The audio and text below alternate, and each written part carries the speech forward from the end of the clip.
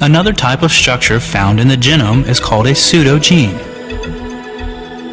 It is basically a gene that in some time in the past had errors occur in its regulatory sequence and quit functioning.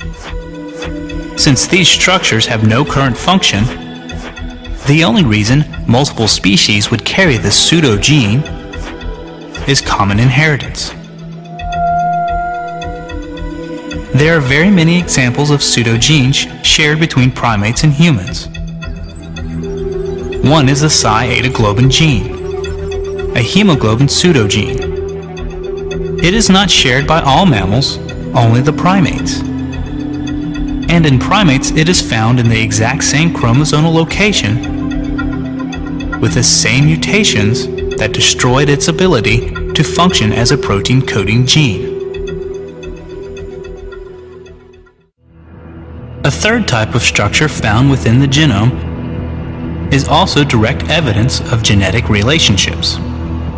Retroviruses like HTLV1, which cause a type of leukemia, and AIDS, make a DNA copy of their own viral genome and insert it into the host genome. If this happens inside the sperm cells or the egg cells, the retroviral DNA will be inherited by the descendants of the host. And these copies of the virus DNA are called endogenous retroviruses. In human DNA, there are about 30,000 endogenous retroviruses. There are at least 7 distinct instances of identical retrogene insertions shared between chimps and humans. The phylogenetic tree for cats provide another example. The standard phylogenetic tree has small cats diverging later than large cats. The small cats, for example, the jungle cat, European wildcat, African wildcat, black-footed cat, and domestic cat, share a specific retroviral gene insertion. In contrast, all other carnivores which diverged earlier lack this sequence. Let's examine how endogenous retroviruses, or ERVs, would behave within a model of evolution by common descent. Suppose an ancient creature, let's call it Primus mammalius, is the common ancestor of all modern mammals and is infected by a retrovirus that becomes endogenous. All of the Primus descendants would be expected to carry the same ERV, let's call it ERV1, in the same chromosomal location. Fast forward 30 million years.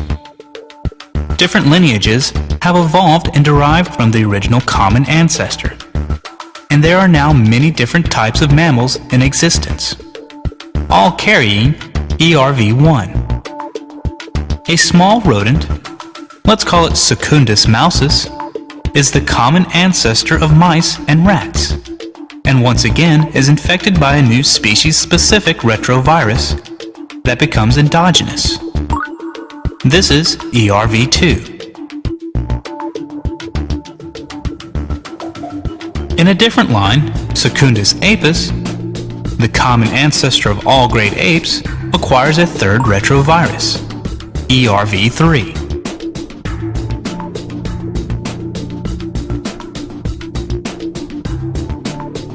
Moving forward 30 million years again, a fourth ERV appears in mitochondrial Eve, the common ancestor of all modern humans. Call it ERV4.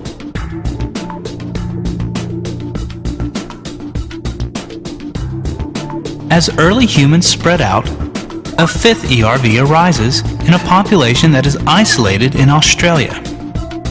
So, ERV5 does not spread to other human populations. So what do we expect?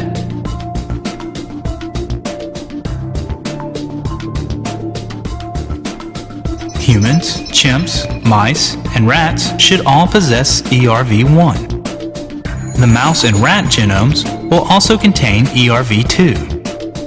the virus that infected their common ancestor, but not the primate-specific ERV3, ERV4, and ERV5 insertions.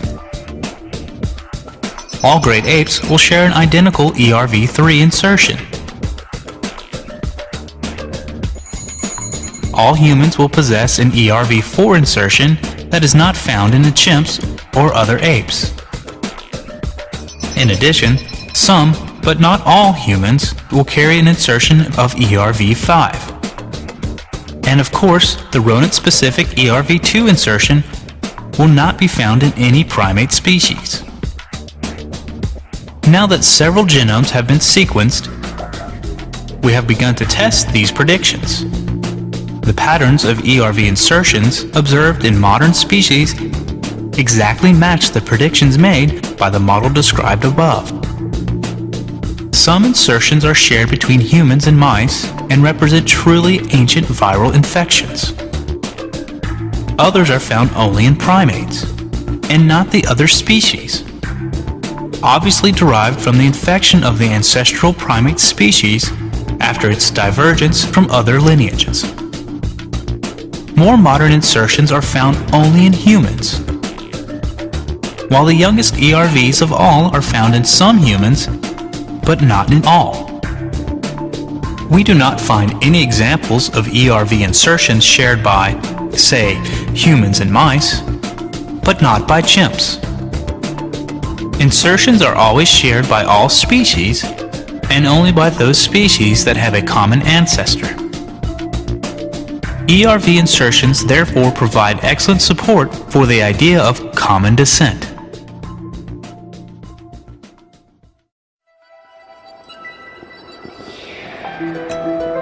This evidence, viewed from a scientific perspective, together with a vast amount of similar data, is compelling evidence for the following conclusions. Common descent is a fact. All life on Earth is related through common ancestry.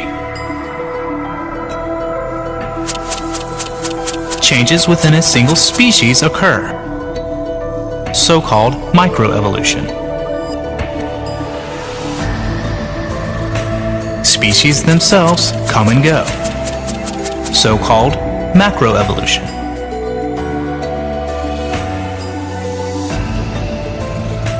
These are the facts of evolution. The mechanism or mechanisms that cause evolution to happen will be covered in another video.